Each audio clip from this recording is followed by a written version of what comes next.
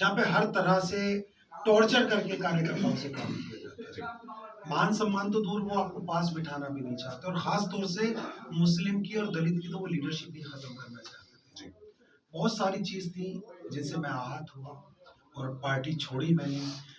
यहाँ आज हमारे लक्ष्मी नगर के जो चुनाव कार्यालय उसका उद्घाटन में माननीय श्री मंत्री धर्मवीर अशोक जी, जो पूर्व में मंत्री रह चुके उत्तर प्रदेश के, हमारे दिल्ली के प्रभारी श्री नितिन जी, हमारे दिल्ली के प्रदेश अध्यक्ष माननीय लक्ष्मण जी, दिल्ली प्रदेश के महासचिव सतीश चौधरी जी, दिल्ली प्रदेश के कोषाध्यक्ष सलीम अहमद जी बैठे हुए हैं, और सब लोग, आप पत्रकार बंधु सब लोग यहाँ पे आए, आप सब लोगों का आभार और शुक्रिया।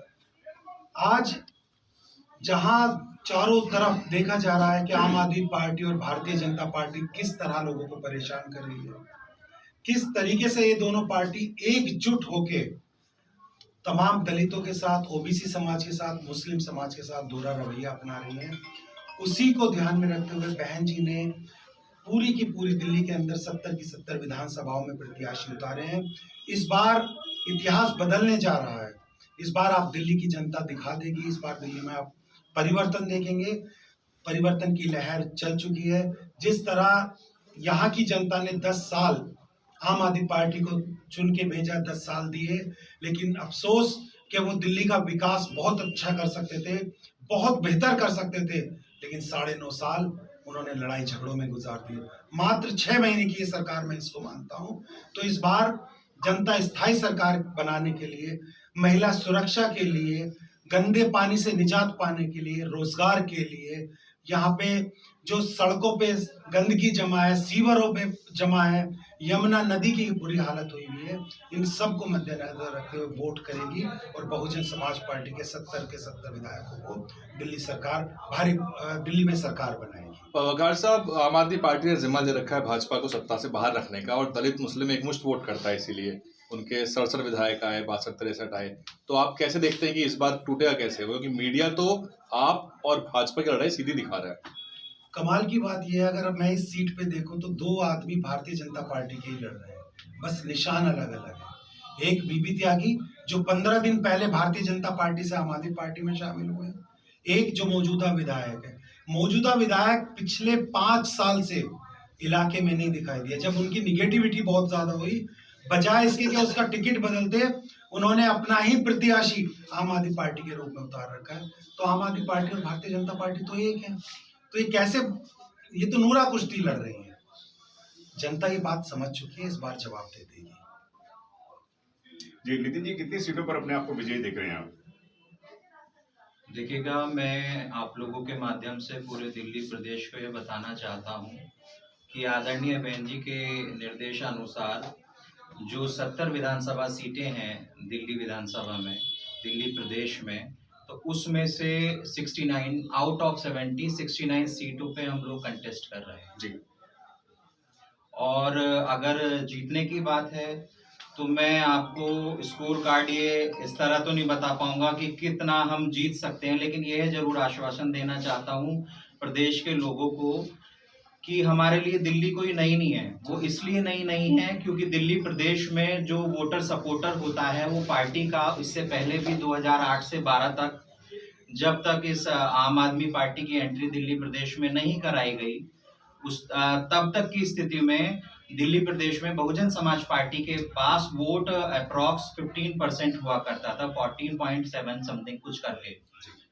तो ऐसी स्थिति में हमारे लिए ये बात नई नहीं होगी कि हम अपने लोगों के बीच में जाएं और लोगों को नई तरह से कनेक्ट करें। हमारे पास ये एक टास्क है सबसे ज्यादा इस बात को लेकर कि जो लोग हमसे मिसलीड करे गए या मिसगाइड करके उनको आम आदमी पार्टी की तरफ झूठे जुमले वादों के बदौलत उधर शिफ्ट किया गया, हमारी ये कोशिश रहेगी कि हम वापस अपने जो पूर्व में वोट रहा है उसको वापस लें, और अगर हम उसमें कामयाब होते हैं तो 8, 10, 15 सीटें कितनी भी आंकड़े हम छू सकते हैं जीत के। जी, क्या कहना चाहेंगे? तमाम जो पार्टियां हैं उनके पास तमाम मुद्दे हैं, वो फ्री का बहुत कुछ दे रहे हैं, लेकिन बीएसपी वाले कुछ भी नहीं दे रहे हैं। तो इन मुद्दों से किस तरीके से लड़ाई करेंगे आप?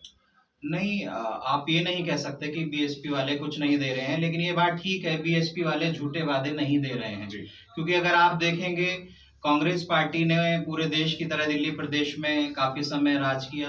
भारतीय जनता पार्टी ने काफी यहाँ पर सरकार बनाई और राज किया। 10 साल से ज्यादा जो है केजरीवाल जी की सरकार को हो गए हैं।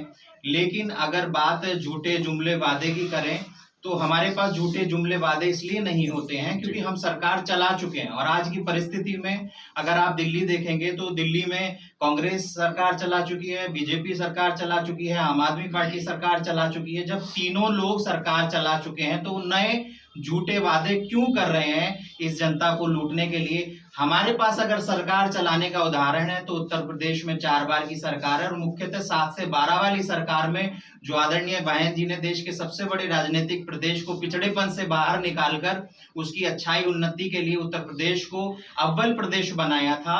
उसी आधार पर अगर जनता को ये समझ में आ जाए कि हमने जो काम किए वो हम दिल्ली प्रदेश में भी करेंगे तो हम सरकार चलाने में कामयाब होंगे और आने वाले समय में दिल्ली प्रदेश इन सब झूठी पार्टियों से बचकर बहुजन समाज पार्टी पर विश्वास करके अपनी मूलभूत सुविधाएं जो कि हमारे वादे रहते हैं, आपने वादों की बात करी, तो बेसिक जो नीड्स होती हैं वो होती है स्वास्थ्य, शिक्षा, रोजगार। उस पर बहुत ज्यादा गौर करने की जरूरत है क्योंकि स्वास्थ्य का बुरा हाल है। वो आपने अगर कोरोना के टाइम में देखा और वैसे भी आप अगर प्राइवेटाइजेशन को देखेंगे तो एक आम आदमी जो है वो अपना स्वास्थ्य के लिए कहीं भी जाता है तो वो लूट का शिकार होता है। उसके पास स्वास्थ्य के लिए ऐसी सुविधाएं नहीं होती। शिक्षा का स्तर इतना बद से बदतर होता जा रहा है कि यहाँ जो परिस्थिति है शिक्षा की वो बिल्कुल बद से बदतर हो रही है। रोजगार की तो यह स्थिति है कि हर जो नौजवान साथी है उसके पास अगर वो 10th-12th कर भी ले तो उसके पास ये मौके नहीं होते कि वो आने वाले समय में किस तरह से रोजगार करे, क्या नौकरियां उसके लिए निकाली गई। ये सब जो है बिल्कुल झूठे वादे रहे। तो हमारी मूल जो हमारी एक नीड होती है आम जनता की, उसके लिए हमारे वादे यही रहेंगे कि हम बेसिक नीड्स पे काम करेंगे। तो कितने कंटेस्टिंग कैंडिडेट्स हैं आपके? स्क्रूटनी और विड्रॉल हुआ है, खारिज हुए हैं पर्चे और किसी ने नाम वापस लिया है क्या? देखिए वैसे हमने कोशिश की कि 70 में से 70 सीटों पे लड़ाएं, लेकिन कुछ टेक्निकल पार्ट एक उसमें रहा सीट पर, और एक सीट जो है बाबरपुर वो हम कंटेस्ट नहीं कर रहे हैं। तो 70 में से अभी जो वर्तमान में कंटेस्ट करेंगे वो 68 सीट। आम आदमी पार्टी जो है वो एक लिमिटेड कंपनी बन चुकी है जहाँ पे सीईओ होते हैं, जहाँ पे HR मिनिस्ट्री होती है, जहाँ पे हर तरह से टॉर्चर करके कार्यकर्ताओं से काम किया जाता है। मान सम्मान तो दूर, वो आपको पास बिठाना भी नहीं चाहते और खास तौर से मुस्लिम की और दलित की तो वो लीडरशिप ही खत्म करना चाहते थे। बहुत सारी चीज थी जिनसे मैं आहत हुआ और पार्टी छोड़ी मैंने। जब से मैंने बहुजन समाज पार्टी का दामन थामा है, आप यकीन मानिए मुझे इतना प्यार मिला जैसे मैं अपने घर में हूँ।